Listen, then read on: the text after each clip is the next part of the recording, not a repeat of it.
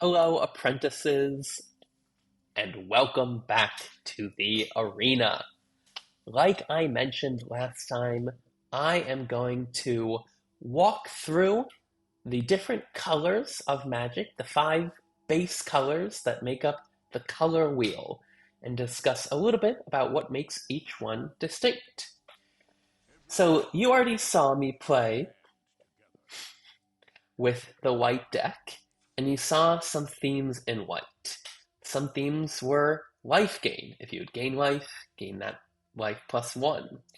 Tokens. When this creature attacks, create 2/1/1 white cat creature tokens with lifelink that are tapped and attacking.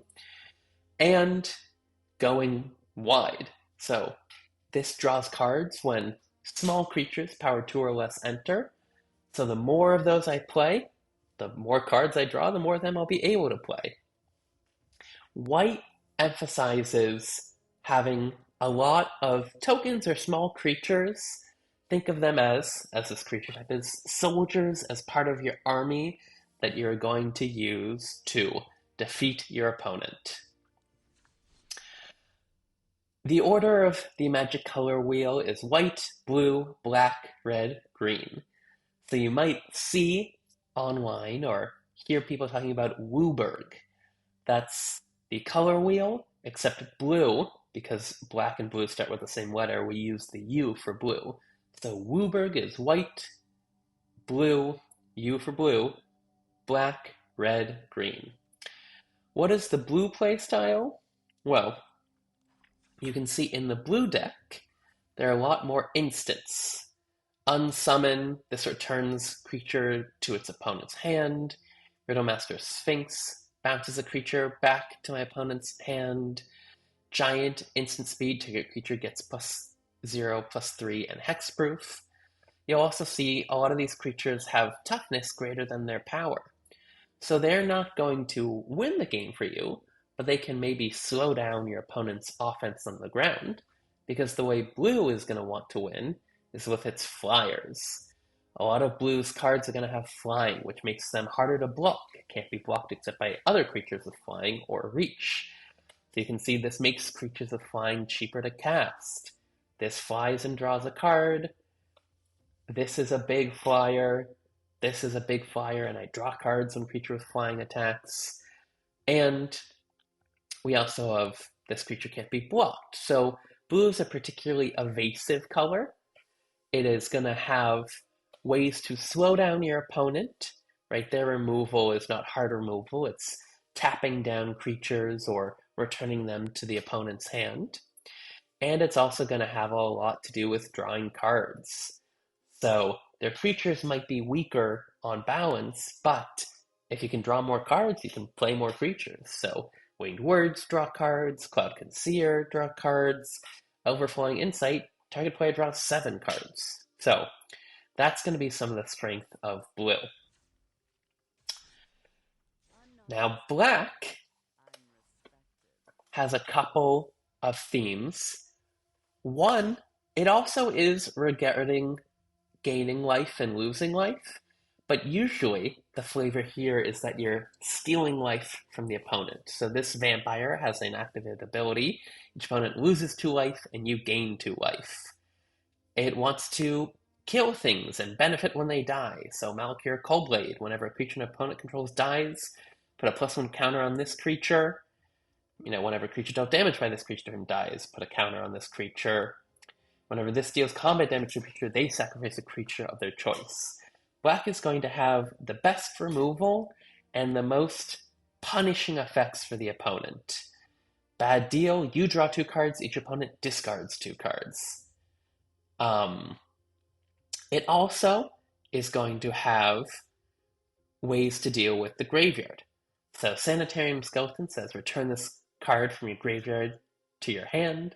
Compound Fracture says this spell gets better. It becomes an even worse removal spell the more copies of it you have in your graveyard. And let's see if there's any other graveyard themes already. Well, Unlikely 8, take a creature with +2/+0 and gains indestructible. So even if it's dealt lethal damage, it won't go to the graveyard. So some of the signature colors you'll see, sorry, signature creatures you'll see with black are vampires, demon, vampire, skeleton, and zombie, although I don't think there are zombies in this deck. Some of the signature creatures you'll see with blue, there are djinns, there's sphinxes, and drakes, serpents, elementals, birds, wizards. Those are some of the signature creatures you'll see in blue.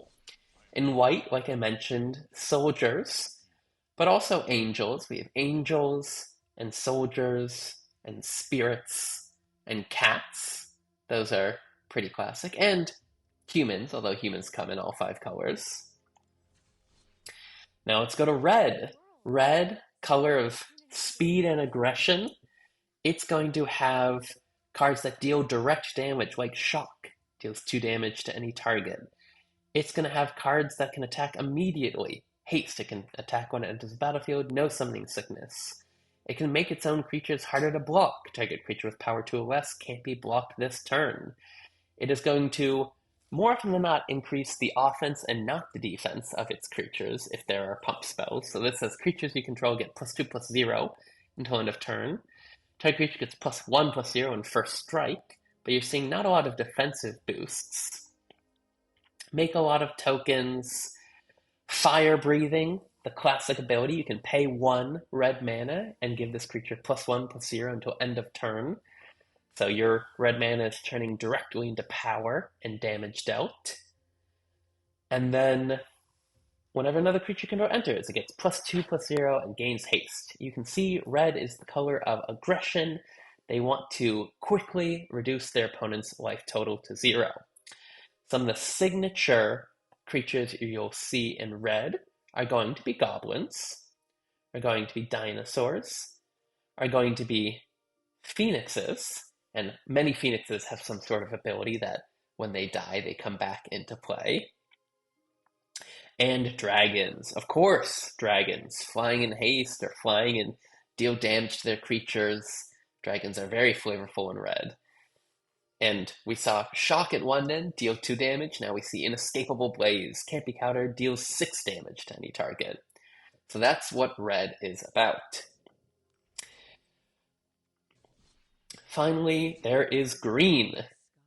Green is about nature and about big creatures and doing stuff with your creatures. So, starting with creatures that can grow bigger, Jungle Delver, creatures that tap for mana. This costs 2, but it adds mana, so it helps you play your larger creatures quicker. This adds a mana, and it adds 2 mana if you have a creature with power 4 or greater, so it helps you play your bigger creatures and then benefits when you have your bigger creatures in play. It deals damage differently than the other colors. The way red deals direct damage, black is probably just going to kill things.